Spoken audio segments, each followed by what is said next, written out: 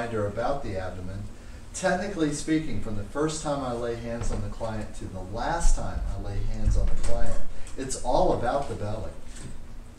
It's all about the belly. Everything I'm doing is bringing energy and attention to this area of the body.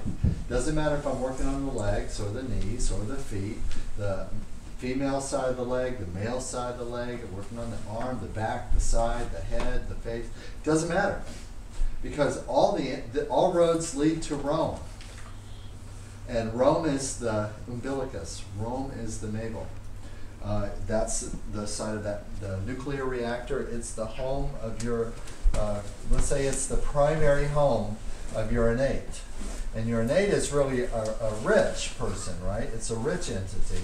Because maybe it's got, it's got those other homes, like one home in the mountains, and it's got the bungalow at the beach, and it's got the second home in the Poconos. And, so maybe your innate has other houses, and but the primary house, its primary residence, is in this area. So it's all about bringing energy to and from here, opening up the path of restriction that leads away from here, and any inhibition toward energy returning here. When I'm doing a general balancing session, my primary objective is not necessarily to fix or balance anything in particular. It's not to fix or balance anything in particular. When I'm doing a general balancing session, in a sense, what I'm doing is housekeeping. I'm just going by the numbers from room to room, from mansion to mansion, from house to house, cleaning up, tidying in the corners, looking for anything that inhibits the free flow of energy and consciousness to and from the innate, which is primarily located in the abdomen. All right? And so what's beautiful is in general sessions we have this rotation where we come back and sort of remind ourselves of that emphasis, and so we keep bringing it up, and then of course at the very end of the session when we do that final puja, we're calling it home one more time. The Thais have a phrase which is essentially like this, which is tamat kwan, and kwan is spirit, or not just spirit but literally like entity. Like literally a spirit with character and intelligence, which is quite a powerful thing as a concept. It's not a flimsy concept, it's a very powerful thing. And it's the kwan, this innate, which we will say innate, the Thais will say kwan, okay, that we are bringing home. And there's almost this kind of imagery that because of stress, because of funky energy, because of negative emotion, because of bad posture, because of trauma, that instead of the innate being sort of the owner, the master of the house, in control of the house, that in fact what it does is it dissipates and kind of moves away, and maybe even moving to peripherals, moving to the extremities, maybe even leaving the body, literally leaving the body, okay? In which case we would say that's a terminal illness. Okay, because spirit's left the body, the shell's still here, but the vitalizing intelligence of the spirit is no longer commanding discipline of its parts because it's left. And so there were always treatments, styles of treatment, which were called tamat kwan, which were about bringing the spirit home, calling it home, calling the spirit home, bringing the spirit back home. Okay. And that's another way of defining what we're doing. Every time I bring energy, attention, consciousness, breath, and pressure to any part of the body, at that moment in time, I'm actually asking a question to the spirit of the person. Are you here? Are you home? Are you paying attention? Are you commanding your resources and channeling your resources according to your true nature? Every time I work a point, I'm asking that question. So technically, every point that we work is tamat kwan, because the more points we work, the more the person actually inhabits their body, the more their intelligence or their innate becomes a vital inhabitant of their body. And that actually, over time, very much explains some of the results, some of the remarkable results we get from this work over time. Okay?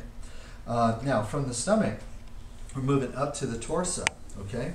And again, this is another region of the body which, according to lots of healing disciplines, apparently does not exist. It's sort of, it's the mapping equivalent of if you were doing, let's say you were going to go, I can actually tell you a place that doesn't exist that I've been. It's not on any map. I've actually spent a lot of time in a place that's not on any map, okay? And for example, you go to Crores. Crores is about 150 square miles, right? And a big portion of it is the Bighorn Mountains. So you look on the U.S. map and you see Highway 95 cut straight across Crores. You see the town where the BIA agency to operate Crores for the federal government is located in Gary Owen, Montana. And you see the little satellite towns like Hardin and Greasy Grass and so on, and all the way to Pryor, which is near Billings. That's all part of Crow Reservation. But then you go just a little bit south of 95, and on the map there's just a blank area, and on most maps it's just a gray area, maybe an indication that there's some mountains there, and there are no roads, and there are no, there's no more detail than that. There's actually nothing there, okay? Well, I can tell you that if you're on a Crow agency and you go south of 95 and you go just a little ways, that there are many roads, there are many trails, and they go for hundreds of miles in the mountains. And when you get far enough into the mountains, for example, there's a place called Pretty Eagle Point, which has got to be one of the most magnificently beatific, astounding, amazing sight kind of vantage points of any place in the whole continental United States. That in fact all of the valleys and the areas around Pretty Eagle Point are every bit as striking and unusually striking as anything like in Yellowstone or Glacier National Park or any of these other places like the Grand Canyon, or what, as visually striking as any of those other places, and you don't see pictures and it's not on the map. And that's because the Crows have worked out this deal to keep it so. They regulate who gets in and who gets out. You can't even get into that part of Crow Reservation. You either have to have a ranger with you, physically, I mean in your vehicle, physically in your vehicle the whole time you're there, or you have to be with a designated tribal member who has permission from the tribe to escort people. And even so, as an individual, you still have to register with the tribal agency. You have to actually get a permit. One of the stranger requirements is you have to carry with you at all times a loaded firearm. And they check your firearm for operational capacity. In other words, if you have a rifle, the ranger will actually take the rifle from you. You have to actually prove that that rifle is operational. They'll check the barrel, make sure that it's good. They'll check your ammunition, make sure it's good. You have to demonstrate that you know how to load the weapon and take the safety off and all that. You have to physically do that in the office in front of the ranger. And then after you do that, then they'll sign the permit, and then the person who's going with you will sign the permit, where they actually say not only will they stay with you and never leave you alone, but that they will, they have to return the permit when you come out of the mountains. They have to return the permit, and they actually keep track of these things. Well, that's how they've been able to keep this secret and keep it off the map and keep people from surveying it and all this kind of thing. And what's up there? Like, what is so precious that's up there, that, aside from the beauty? Well, the last free-range, original, wild herd of North American buffalo. That's what's up in those mountains. The last open free-range, never been fenced in, free-range, wild-ass Native American buffalo live up in these high plains pasture lands that are up in the mountains, in the Bighorn Mountains. And basically, they don't want anybody to see them. You can't see them. Apparently, I didn't get to see them myself, but there's right now, there is a 100% snowy white albino buffalo that's in that herd up there. Snow white, white as snow, not spotted, not gray, an absolute perfect specimen of a buffalo, but snowy white with a pink nose, okay? And they think that that is significant. They think that this buffalo is significant because, of course, they believe that their sacred pipe was brought to them by the buffalo calf woman, and that there is this relationship between the buffalo and the crows. All right, so that it's not on the map. But actually, because it's not on the map, it's not on the map because it's not an important place. If you ever have the privilege to go to Croatia and see and bamboozle somebody to take you up to Pretty Eagle Point, you're going to go, oh my God. When you stand there, you're just going to go, I can't believe. I've never heard of this place. I've never seen anything so beautiful. Okay? Now, when I look at the map of the body, and I sort of consider my experience with many, many other types of healing systems and bodywork systems and so on, it's as if this area doesn't exist.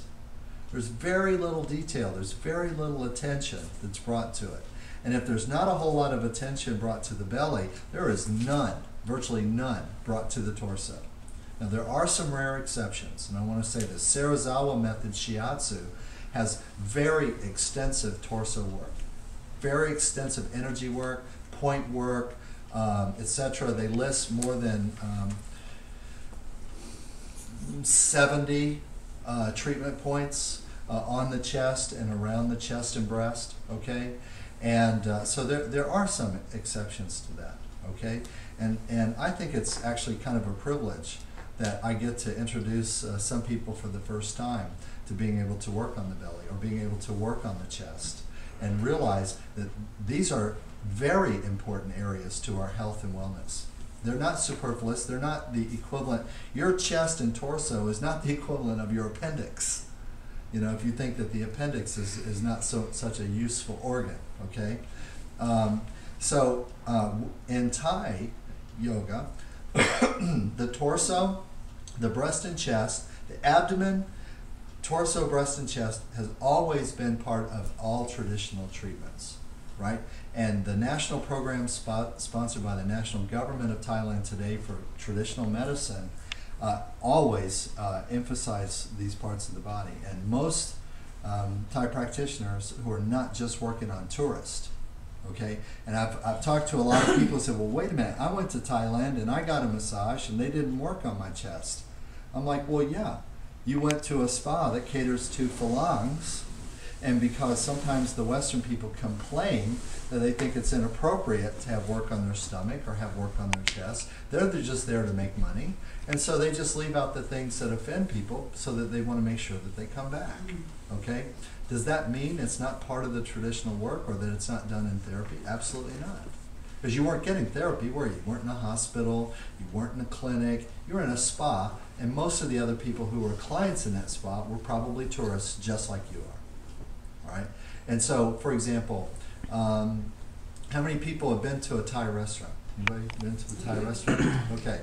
I've been to lots of Thai restaurants all over the country, LA, San Diego, Palm Springs, Colorado, and both in Denver. I've been in Thai restaurants in Seattle, New York, Chicago. I've been in Thai restaurants in Atlanta and here in Florida and so on. I've been probably hundreds and hundreds of Thai restaurants. I can name the number of Thai restaurants I've been to that actually served me something that actually tasted like Thai food on one hand. Literally. Julie's been with me where we go into a really fancy Thai restaurant and we would order like our favorite foods, or certainly I'd order my favorite foods. Julie's still working on her list. Panang Curry and Pad Thai so far. Okay, but you know, I would order my favorites, and they would bring this stuff, and they would set it down in front of me, and I look at it, and I'm like, "Katot kap," and the waitress comes over, and I go, "Katot kap, my kao jai."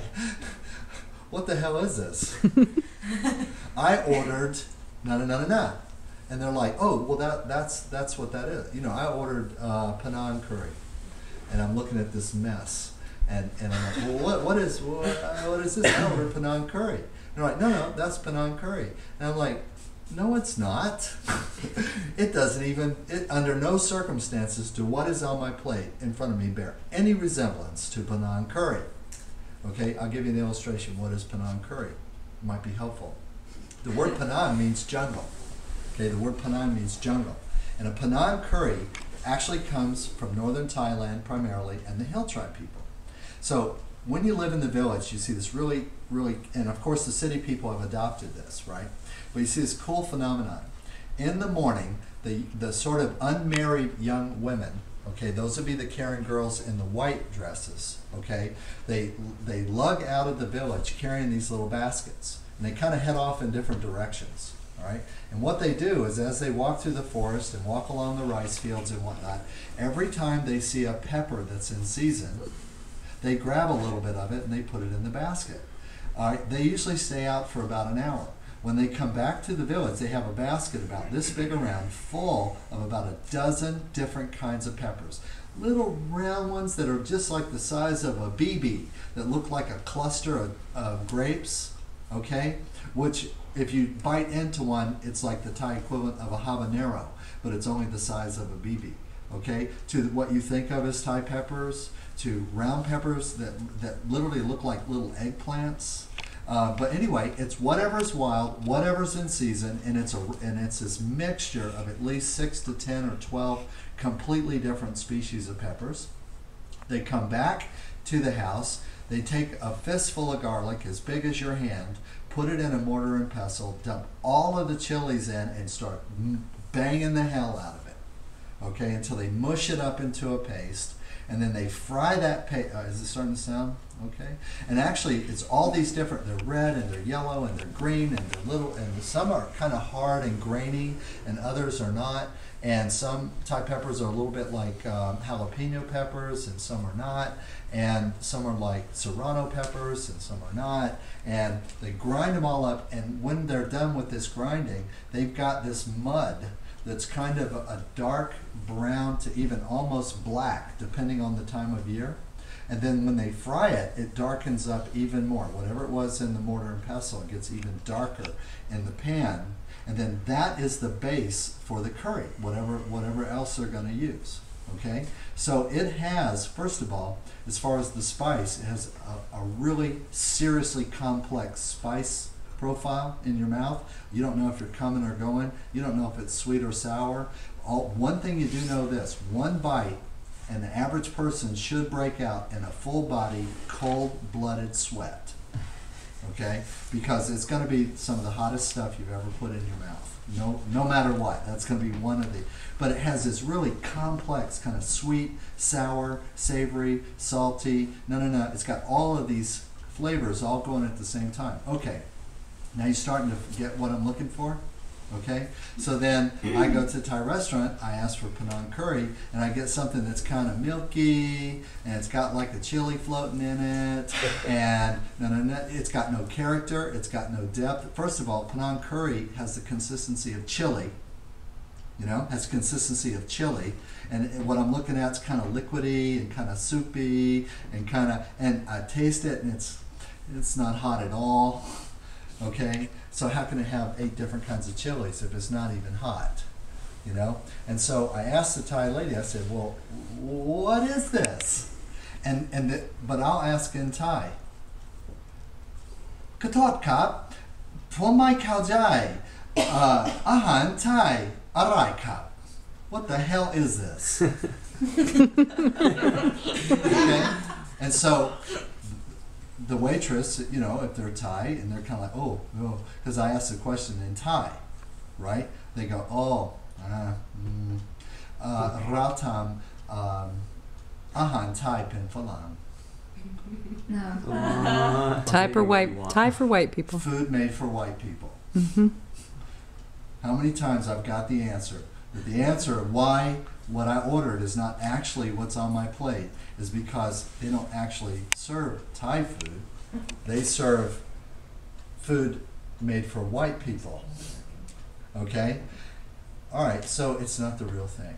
All right? Well, when you go to Thailand and you hit the spas and you go to the day spas, you can get fabulous treatments. Okay? But you mostly are going to get Thai light, like Thai yoga for white people. And it has been, and depending on, the longer the place has been in business, the more they have tweaked what they do to accommodate the foreigners.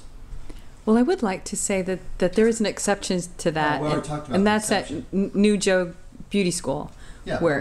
Oh, but okay. we've already talked about the exception. Oh, Now, all the right. exception are, of course, the places and the people who actually do therapy. Right. That's going to be different, right? So you can't assume because you even went to Thailand, you got 10 Thai massages, that you've even had one actual classical example of what the medicine has to offer. You can't assume that. In fact, it's quite possible that you didn't. Because how would you know the difference? Most people who go to the Thai restaurants, by the way, are still considered the fastest growing restaurant market in popularity and so on. They open more Thai restaurants every day. It's very, very popular. Most people go to these Thai restaurants and they think, oh, they love Thai food. And they recommend their friends and they go and they love Thai food. And nobody in there has actually had any. Okay? That's a problem. That's why when you went to Taitani, for example, the one Thai restaurant that we've been to in Tampa where the food actually tastes and smells like Thai food, that's where we go back to. We don't go to the other one. We went to another one, actually very close to here, Julie and I, and we ordered up our food, and nothing, not one single dish out of 3 or 4 or 5 dishes that they brought actually looked, smelled, or tasted like Thai food. Not one single dish. Okay? Now, the only reason I can be critical is because I know what real Thai food is supposed to look like, taste like, smell like. I know the physiologic response that's supposed to occur with certain dishes. Certain dishes, when you eat them, you take one bite. Before you can get the second bite in your mouth, you should already have a bead of perspiration going across your forehead. That's just how it is. And you know what? If you told me that's the food you're serving and I take a big bite and get on to the second or the third and I'm waiting for that to kick in and it doesn't, I'm like, it's not real. All right, so in our tradition, paying attention to the abdomen and to the torso is part of the real, okay? That we actually think that this is very, very important. In fact, we think it's so important that if you don't bring energy, attention, consciousness, breath, and pressure to the torso completely, abdomen and chest, that you are missing the boat as far as the potential to be helpful for the person you're working with. You're missing it. You know, it's like saying taking your car, which is not running very well, to a really famous auto mechanic, and what they do is they change the tires. Mm-hmm. You know, but you need a tune-up. You take it to the shop for a tune-up, but they change the tires. I don't get it. Okay, it doesn't make sense to me. All right, here we go. Now this part is actually quite simple, what I'm doing, because really it's not about the pressure, it's about the energy, it's about the consciousness that I'm bringing, okay? And also I need to point this out, because our culture supports the denial of the torso denial syndrome. I call it, from inside the shoulders to inside the pelvis. It doesn't, you know, don't look behind the curtain. Pay no attention to the goddess behind the curtain. Okay, that people have understandably have questions and sensitivity about you bringing pressure to bear if they don't know you. Okay, and if they don't really understand the premise that of which the permission is based that you're bringing, and quite often. I have a standard policy, which is that I always ask my clients if I have permission to work on their stomach and work on their chest. I ask them, okay? Why? Because I want to engage that process. Because I want to give them the opportunity to ask questions. Because sometimes in the middle of a session, in the moment, you feel like that it might be disruptive for you to say, wait a minute, I'm not sure I want pressure on my chest. Or I'm not sure I want pressure on my belly. All right? And it's actually quite a good thing to give that little opportunity for that to happen, right? Because I want to engage you as my partner. I don't want to overwhelm your defenses with my healing tactics. Okay? It's exactly the opposite, right? All right, do I have permission? Can I work on your chest? Yes. Is that okay? All right, thank you very much. Now, did that look hard to do that? No. You know? Was it painful for me? Was that painful for you? No. No, okay. All right, and also, as I get to know her, and we might have had this conversation more in our intake, I would say, you know, it's situational. Maybe today she's okay with it and she gives me permission now, but maybe tomorrow she's not so okay with it and she really doesn't want that pressure tomorrow. Okay, so just because she gave me permission this time doesn't mean that she gave me permission every time. Do you guys get how that works? Well, she said no. Well, then I just move on. Okay. But with a caveat, I'm still going to do the work, but you already should know how I'm going to do it. In your head? Visually. With my visualization, with my affirmation. I'm just going to sit here for a little bit longer. Why? Because I'm going to do everything that I'm going to do, but then I do it in my mind with the visualization for her, and then move on. So that's what I would do. Okay. Okay. And the last thing, absolutely, that I would not do is I wouldn't get offended or cop some attitude because she decided she didn't want me to work on some body part. Okay, I would not. And if I did, you know what I would think that was? Your No. issue. Well, it's my issue, isn't it? I need to work on that.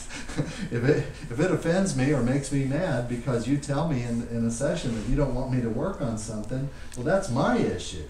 It's not your issue. I need to tap, you know, even though it makes me mad when my female clients won't let me massage their breast, I deeply and completely accept myself. If that's my issue, I need to work on that, right? Mm-hmm. Okay. But I don't ignore it, and I don't suppress it or repress it. What if you have an alien looking at you and you're kind of like... Hold on just a second. Could I get that question again, please? Wondering if you had like an alien looking at you from... What if you Right. have an alien? Right, now back to Dr. J. Okay. I haven't really thought about that a whole lot. Maybe Valentine has some input on that. The whole alien autopsy angle on my Thai yoga.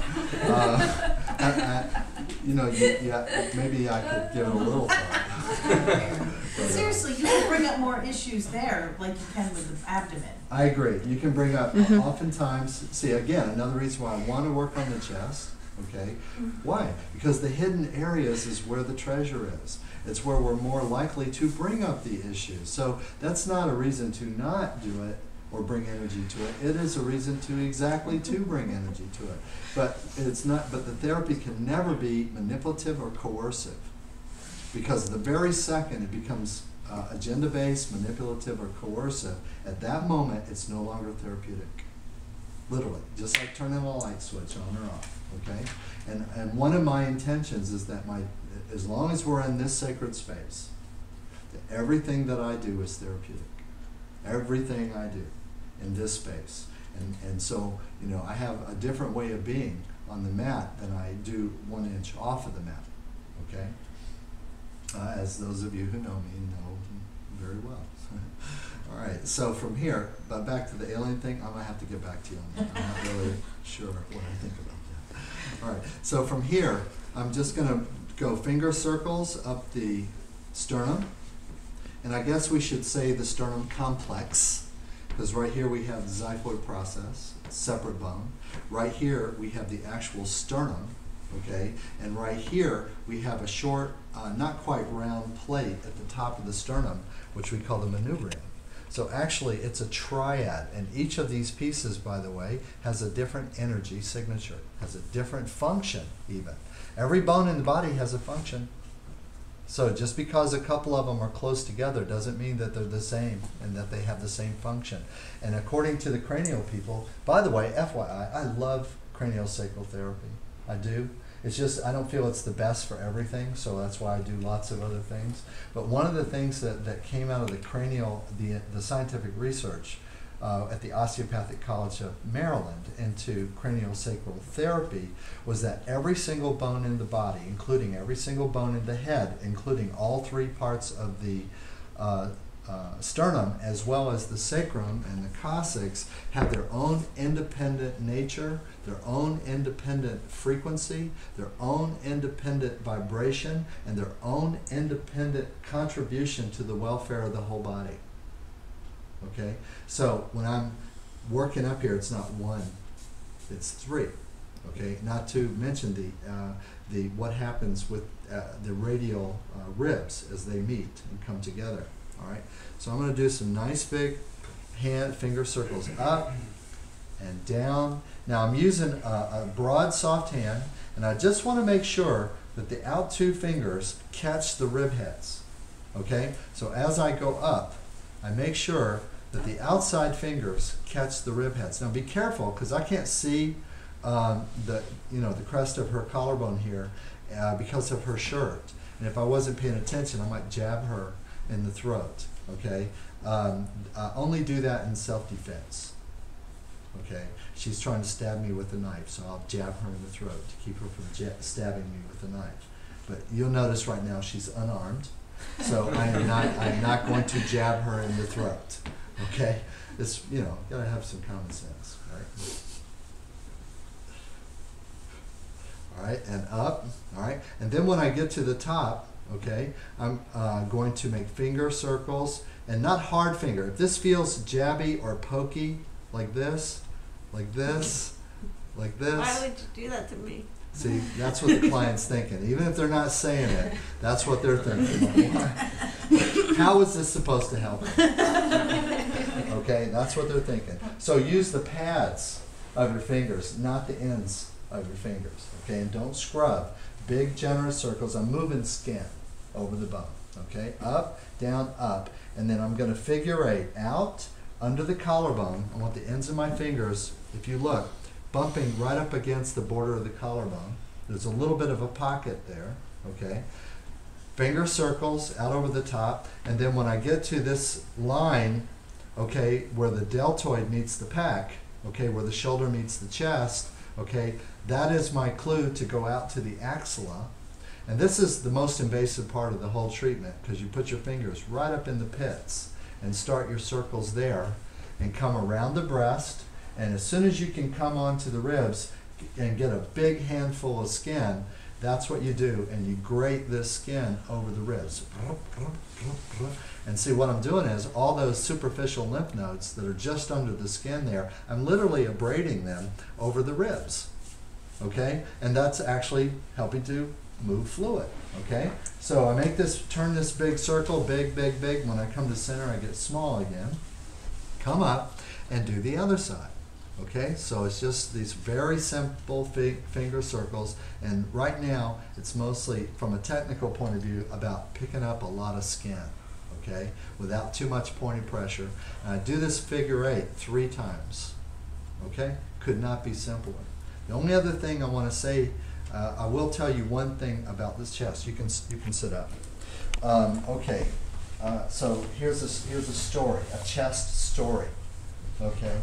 I had a client whose name was Julie, not this Julie, it's a different one, and she was a real estate agent, and she had her own, she's a broker, and she had her own office. She had several people who worked for her, and she was a corporate real estate. She mostly specialized in corporate properties and that kind of thing, and she was a medium height and medium build, and she had magnificently huge breasts.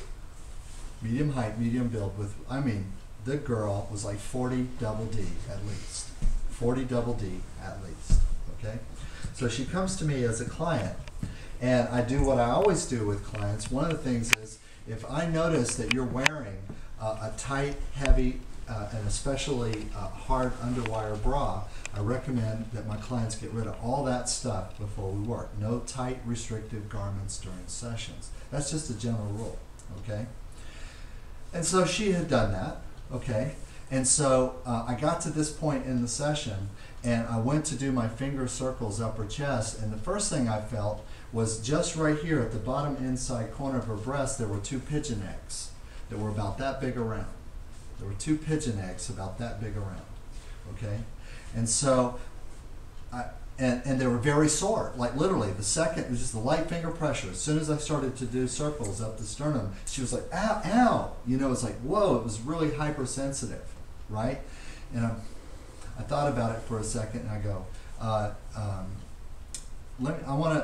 would it be okay with you? I think the sensitivity actually means something. Would it be okay with you if I investigate a little further?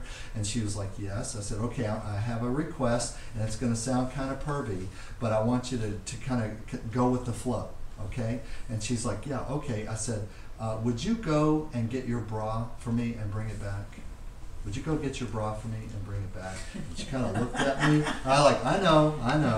It's a strange request, but just bear with me. I think it'll make sense once I see your bra.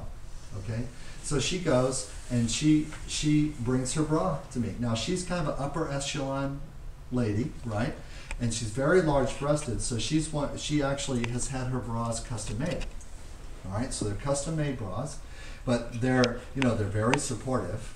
There's a hard metal underwire, and the back strap is four latches and about that wide, with very solidly made, with very thick straps, and so on, and lots of structure in the cups. Okay, and so I took her bra from her, and I flipped it inside out. Okay, and the insides where the metal underwires came together were completely worn out, and there was exposed metal. Okay, it's completely worn out, and there was exposed metal. Okay, and so I'm like going, okay. I said, I'm going to really get all pervy, because I'd like to ask your permission for you to, let me look at your breast and let me look around your breast. And she's like, at this point, she says, okay, all right. So I pull her shirt up and I look at these nodules, these pigeon eggs that are right here. There's actually callus. It's actually callus, like on your foot. So it's not just calcification on the bony protuberance at the base of the sternum where the rib head is, okay? And you girls who've worn bras all your life, you know exactly what I'm talking about, okay? Guys don't have this, so they can't relate. Okay, I don't have them, for example, right? I don't have anything there. Okay? Unless you wear a bra. But I'm just saying I don't. All right. So, but she actually had this. The tissue, the skin was actually thickened, and calloused from the pressure from the underwire. And I said, well, why do you wear this bra? I said, this bra is actually, it's broken. It's defective. It's not really. She goes, I paid $200 for that bra. And I'm like, okay. So in other words, because it was an investment, in other words, it was custom made. It's one of the only bra, it fits. She can't go to the store and just buy a bra that fits. She has to have them made, and she has to pay a pretty penny to have them made. It's not cheap to do that. At least that's what she said. I've never ordered a custom made bra, so I don't know what they run on from that point of view. So then I went and I explained to her a couple of things. I said, well, first of all, these points where the underwire is actually pressing are also called heart control points. Okay? In martial arts, they're called vital points. And actually, there are many different schools all know this. But for example, in both Thai boxing, in Bondo, in Pencak Silat, in Filipino Kali, they actually teach that if you make a fist like this, okay, and you punch that point, you will actually cause that person's heart to go into an arrhythmia. And that because that arrhythmia is so disturbing, in other words, what is a heart arrhythmia? What does that make you feel like? It makes you faint, it makes you flush, it may cause pain, your heart beats erratically, which is very scary because what does that feel like? Like you're having a heart attack. Or, at the very least, if you don't think you're having a heart attack, it brings up a sense of panic.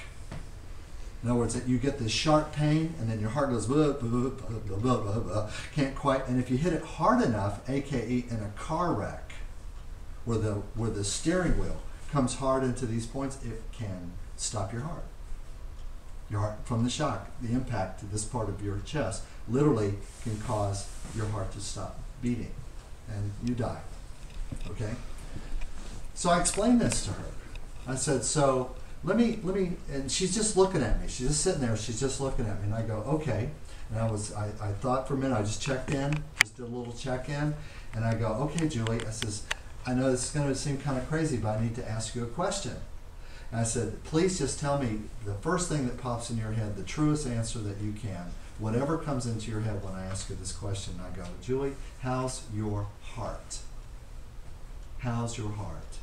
And literally, the second I asked her the question, she completely collapsed into great heaving, sobbing tears.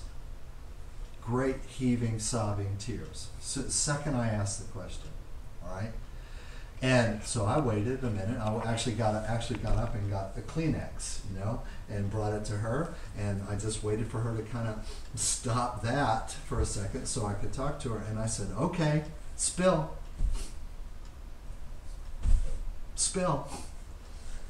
Why did me asking about your heart do that?" She goes, "How did you know to ask about my heart?" I said, "Let's don't talk about that right now. Just answer the question. What is going on with your heart?"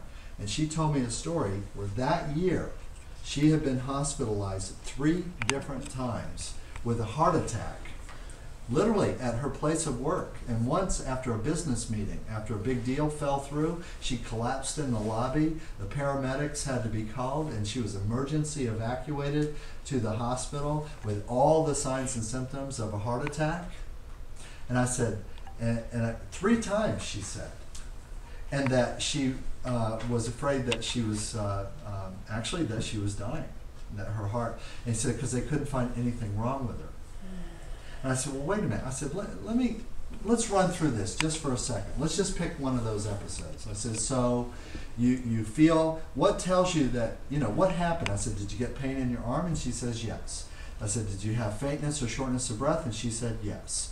I said, "Did you break out in a sweat? Did you feel nauseous or whatever?" And she said, "Yes." And then I said, "Did you lose consciousness?" And she said, "Yes." She actually lost consciousness with all of this going on. Woke up in the emergency van on the way, lights flashing, siren going, on the way to the hospital, and all hooked up to their portable EKG. All right. And I said, "All right, don't tell me anything else. Let me see if I got this straight." So you're in the ambulance. You go to the hospital. They rush you in. Okay. They've already cut your bra off. Okay, right? And she goes, "Yes." And I said, "They got the EKG, got an 8-channel or 12-channel EKG, whatever it is. They've got you fired up. They put you into a treatment slot, and they call for the emergency room doc. The emergency room doc comes in, and the nurse has already started running a tape to, because they want to map the heart attack, the amount of stress and the amount of damage that's going on. They can do that in real time, and they run a tape. Now they do it digitally, but they still will print a tape out. Okay.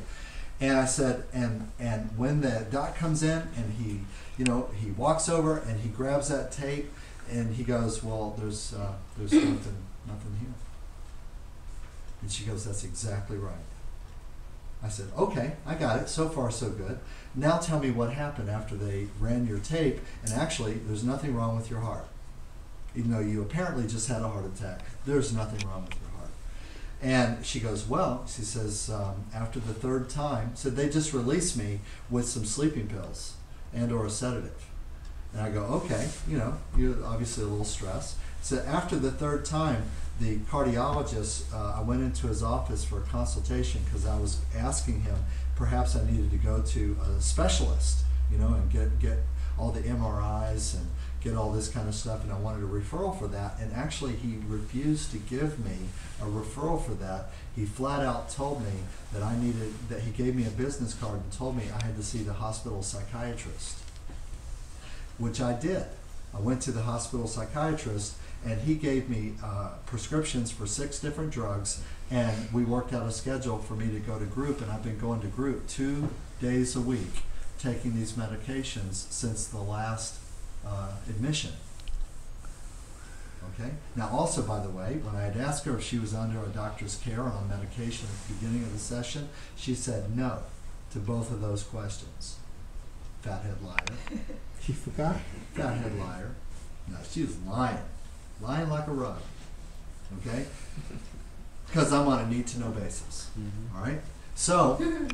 So I go, okay, I said, how about this? I said, good news and bad news. The good news is I know exactly what's wrong with you, and I know exactly how to cure it. Okay? And the bad news is it's going to be difficult for you to do. You're going to have some issues about doing it. And she goes, well, what do you mean? I said, well, issue number 1, you have to stop wearing a bra. Issue number 1, you have to stop wearing a bra. I said, and she's like, well, that's just not possible. I go, well, I said, how many hours of a day do you wear a bra? She goes, oh, Well, I put my bra on immediately when I come out of the shower, and then I wear it all day long, and then I have my sleeping bra that I change into before I go to bed, which I wear that overnight, and then I take that off before I take a shower in the morning. So the only time she's not wearing a bra is when she's bathing. It's the actual only time, and I'm sure that she probably thought about working that out too. Okay, I'm sure. No, I've seen it. I have. All right, I go, okay, so you're actually wearing a bra like 22, 23 hours a day. I explained to her in craniosacral therapy, we can actually cause systemic changes in the entire nervous system of a human being with weight of 5 grams. Literally the weight of a nickel. And that in fact, her bra was putting hundreds of pounds of pressure in a band around her chest, and we call this entire zone 4th and 5th chakra, but primarily 4th chakra because it's down here, heart chakra, and that the primary points that the underwire puts pressure on, okay, are the heart control points on the heart dymo or belt channel, and that she was overstimulating the heart meridian, okay, and that was what was causing the anxiety. And I said, and another thing that's happening, I said, you may not know this, but you have, and she's one of these percentage, you have 2 little muscles that run down the outside of your sternum, which are called the sternalis muscle. When the sternalis muscle is in spasm, guess where it refers pain? Directly into the chest and or to the shoulder on the same side as the part of the muscle that's in spasm. So if it's the left side sternalis that goes active with trigger points, refers pain into the left side of the chest, and you will have sharp chest pain and numbness. Perhaps you may interpret this as you get a referral signal. Referral pain patterns can be pain, dull aching, or sharp pain, like ice pick, dull aching pain, and or numbness and tingling. So she was getting a sharp pain in her left side of her chest and numbness and tingling in her left arm, which immediately told her she was having a heart attack. And I don't know about you, but if I thought right now this minute I was having a heart attack, I would freak. And what if I was already hyper stressed and really I just had a really important deal fall through, and I'm already hyper stressed, and I'm like, what am I going to do? And all of a sudden, while I'm in this state of mind, I get this sharp stabbing pain in my chest and tingling and numbness in my arm, and oh no, now I'm dying. Okay? But then see, they would cut the bra off on the way to the hospital, remove the stress, and after half an hour, she had a normal. Now see, the funny thing about it was the paramedics recorded anomalies in her heart. The paramedics, so between when they picked her up on the way to the hospital, their tape showed anomalies in her heart. It was just after she was at the hospital and they put her on the big machine, okay, that it was flat. It was perfectly fine. All right? Makes perfect sense. In other words, she has spasm and she has compression and overstimulation, okay? And of course, I also had her plot out her period. How about this? This gets even funnier. When we worked it out on the calendar, give or take 2 or 3 days, every one of these heart attacks happened on when she was having her period. All right, well, makes perfect sense. Why? What happens to your breasts when you have your period? March. They get Your bras bigger. don't Does fit. your bra get bigger? No. We wish. Does your bra get bigger? The answer is no. And in fact, it applies more compression. And actually, you get more compression twice a month. You get more compression. Okay? So if you already have too much, then more of too much might be enough to trigger one of these referral. All right, how about this? I got so interested in her because, of course, I told her, and we had to negotiate, right? Because, you know, she's a businesswoman. She couldn't, you know, with great big titties, you know, and she couldn't just show up at a meeting, one of these high-powered corporate real estate with her girls, you know, all doing their own thing, you know. And so what we did was we worked out, well, there's got to be a way. There has got to be a way. And so what we, guess, you know what we worked out, right? Stop sleeping. Layers. Camisole, but layers, camisole, that maybe for the 2 hours of the meeting or the half a day, wear a sports bra with no underwire support, even though it's not going to pick the girls up, you know, up around your neck, but it's not going to have that compressive effect, okay? And we also talked about how if she stopped wearing a bra over the next couple of years, her breasts would restructure, and that the extensible tissue that actually supports the breast, which were atrophied from a lifetime of being splinted, that they would eventually recover and her breasts would actually start to lift. And they would actually start to not look like they're hanging around her waist, which is the way she saw herself in the mirror, which, by the way, they didn't. You know, but she said she thought that's the way she looked, but I mean, that's not how she looked, okay?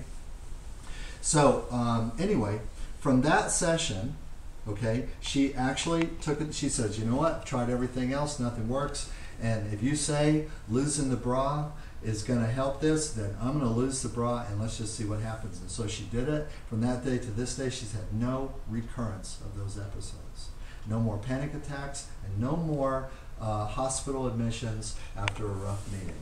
She hasn't been admitted to a hospital for anything related to this, to the best of my knowledge, not one single time from that day. She immediately stopped all the medications she was on, and she immediately stopped going to the group. Okay? Nothing bad about the group. I'm sure they're all wonderful people. What kind of group was it? It was counseling for psychosomatic medical conditioning. Medical conditions. They all had different fake diseases. No, it was a counseling group for people who are hypochondriacs and have fake diseases. Yeah, that would really help. So, all right, and so she lost it. Okay, now here's fast forward. She was my client all the way from Chicago. Right? I think she was what? She didn't come to me. She liked it.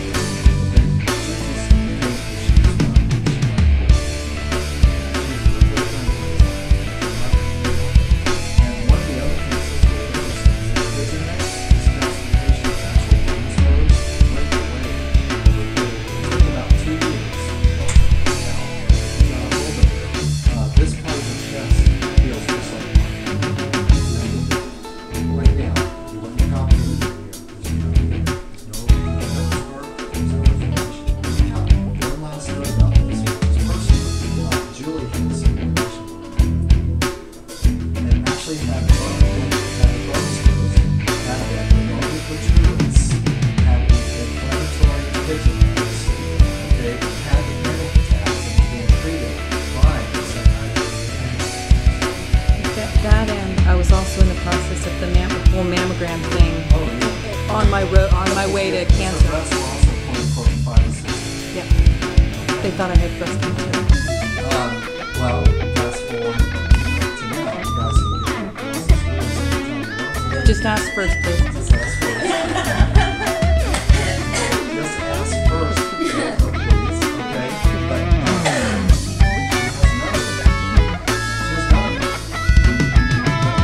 And I haven't worn a bra since 2005. all right, since 2005. Okay, so this.